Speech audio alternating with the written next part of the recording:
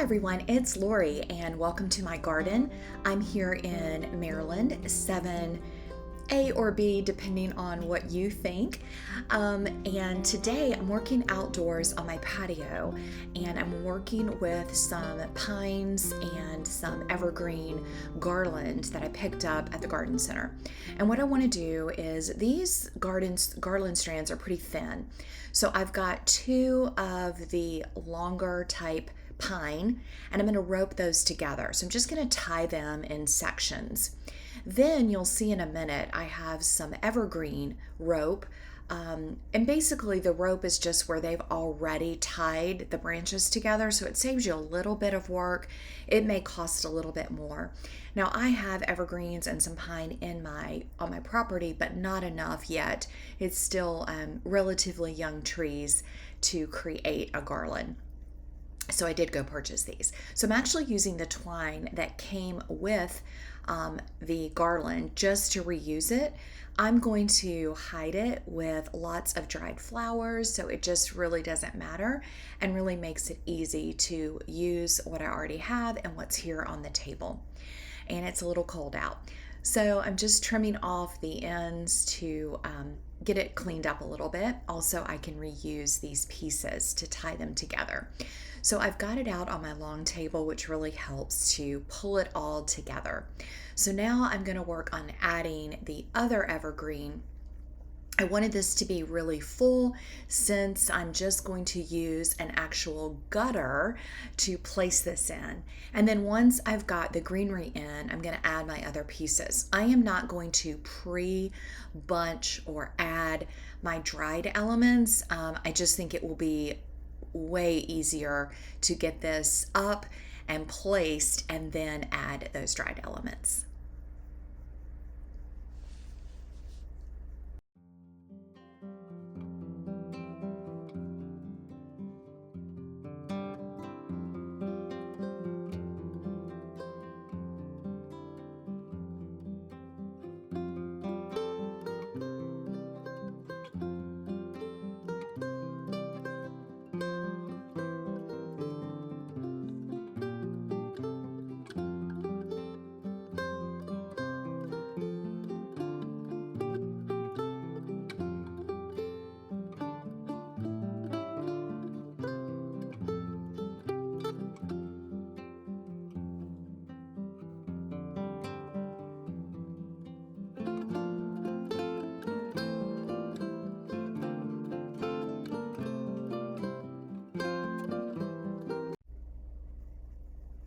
So now I am going to be adding this garland to the gutter. So if you're not familiar with my garden, this little house is a original summer kitchen from the late 1800s. So it is amazing that we still have it here on our property and that it was saved.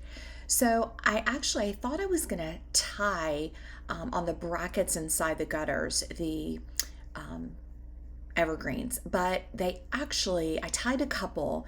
They actually worked really well just kind of shoving them in there and draping them over. So there are a few that I'm going to tie, but I really think that they're going to stay on their own just with kind of the way that they're in here. So I am tying a couple of them together. I think I tied it in 3 spots. So after I do this, the next thing that I want to do is add all of the pretty elements. So I went around the garden and I collected dried branches, especially hydrangeas. I wanted to get some foliar colors, so some yellow and reds. And so I just went out into the garden and cut some things. So I'm going to now just place these randomly into this garland just to really dress up and decorate this really stark spot when you enter our home.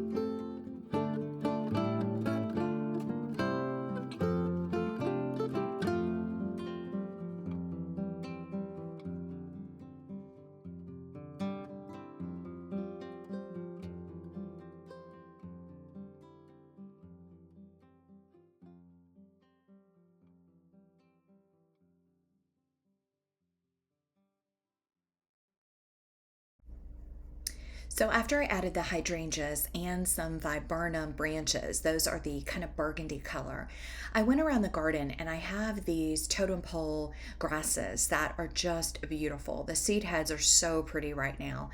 And so I just cut some of those to place in. I thought they would just add a little bit of holiday whimsy, and they're so beautiful when they're out kind of blowing in the wind.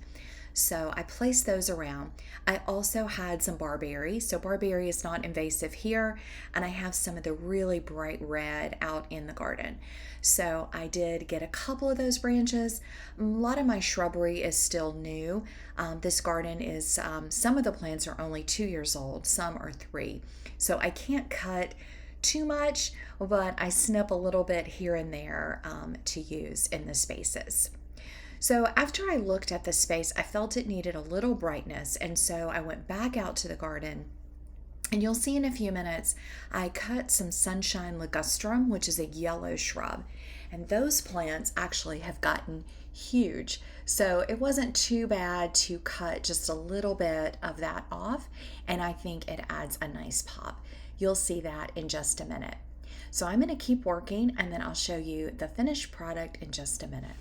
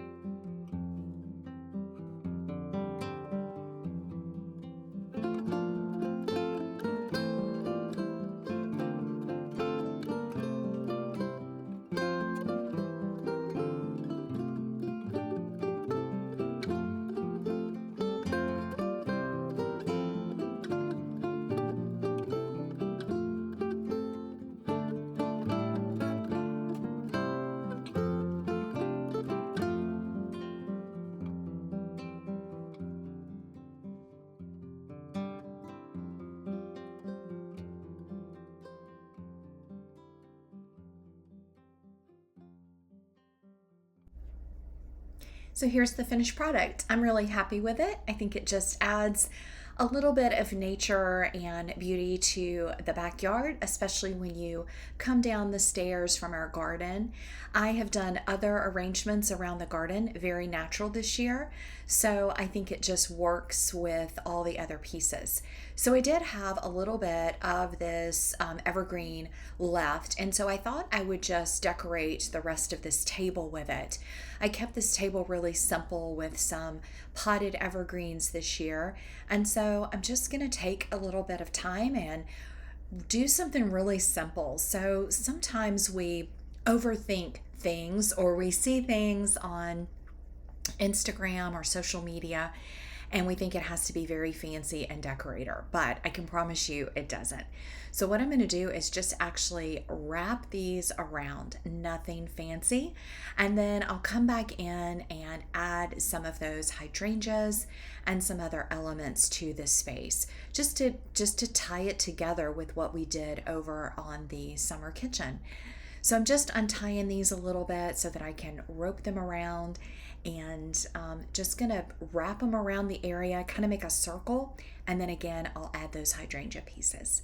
So I hope you've enjoyed this, and I'll let you see the final view in just a minute.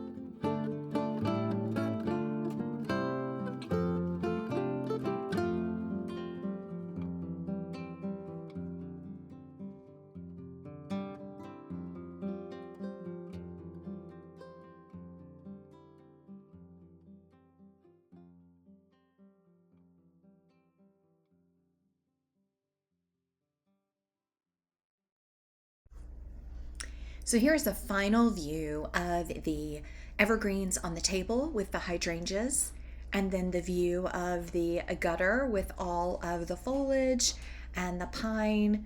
I really like how it turned out. And now I thought I'd give you a quick view of the pots or containers that I did as you come down our path into the garden.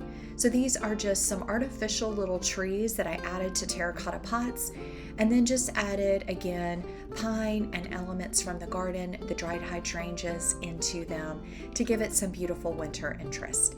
Thanks so much for watching. Please take a minute to click like and subscribe, and I'll see you in the next video.